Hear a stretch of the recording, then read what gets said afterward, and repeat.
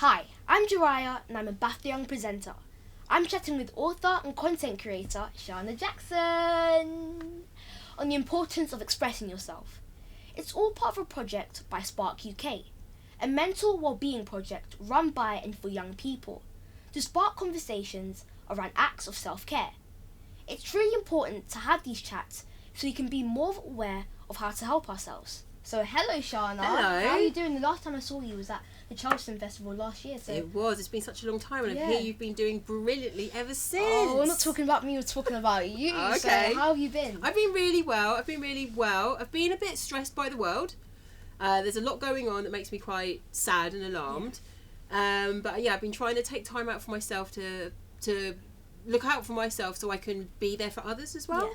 So you're obviously good with your words. So how do you think writing can help us express ourselves? Oh, well, I love writing. I love it, and have a few books. And what I love about writing and books and stories is that they are windows to other worlds. So you can just look for those windows and you can see completely different lives and walk in other people's shoes, and you can be empathetic and you can learn new things. So I really, really love writing and reading. So, I mean, when I was a bit younger than I am now, I always wanted to, do a bit of writing myself, but I never knew, how to get ideas and get the right ideas. Yeah. So, how do you come up with the ideas to start a story? Oh my gosh, so you can come up with ideas in lots and lots of different ways. So that I like to keep notes on everything. So if I'm on the bus or I'm on the train, I just listen to people's conversation like a real sneak. Write things down in my little book. So I'm always thinking and playing. And another thing that I do is when I'm on the bus and someone gets on or off, I ask myself loads of questions about them. Yeah. Why did they get on there? What stop will they get off? What are they going to eat for dinner? What house do they live in? Do they live in a house or do they live in a boat or a caravan or a flat? Or do they like prawn cocktail crisps as much as I do? What football team do they support? And you just ask yourself all these questions, and then you've got a whole character. So lots of things to do.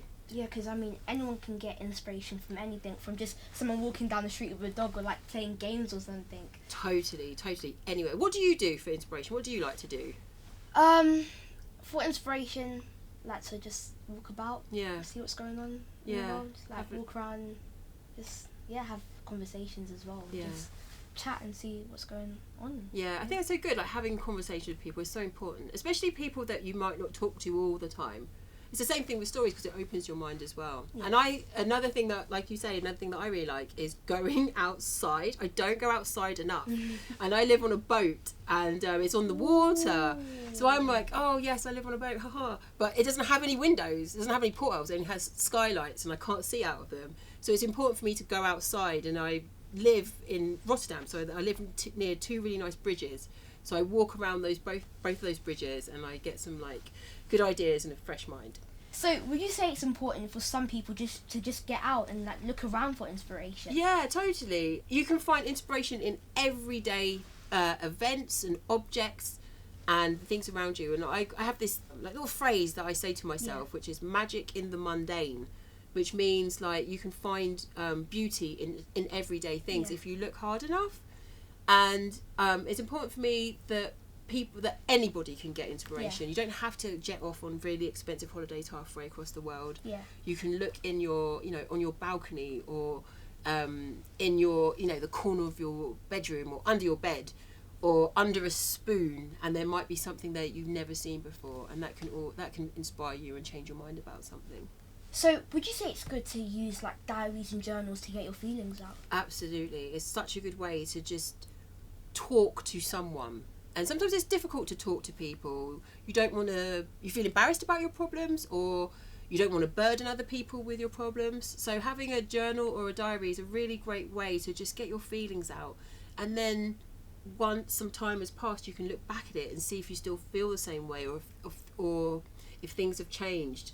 So I really recommend having a diary or a journal, or if it's not a diary, perhaps using the voice notes on your phone or anything that you've got access to that you can record how you feel. It's so important. So are there any other ways you like to express yourself? Yeah, so I like to express myself through sketching and drawing, even though I'm terrible at it. So I'll just do something doodle on a post-it note and put it up on my door. It's quite fun.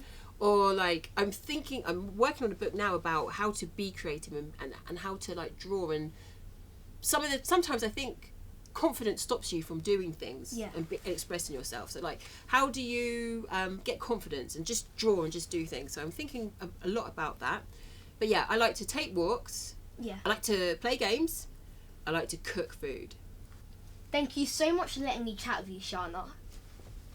As you've heard, there's so many different ways for us to express ourselves. I mean, I think I might start doing a bit more art because I don't really try stuff like that. So I'm certainly going to start. Thank you so much, Sharna. No worries.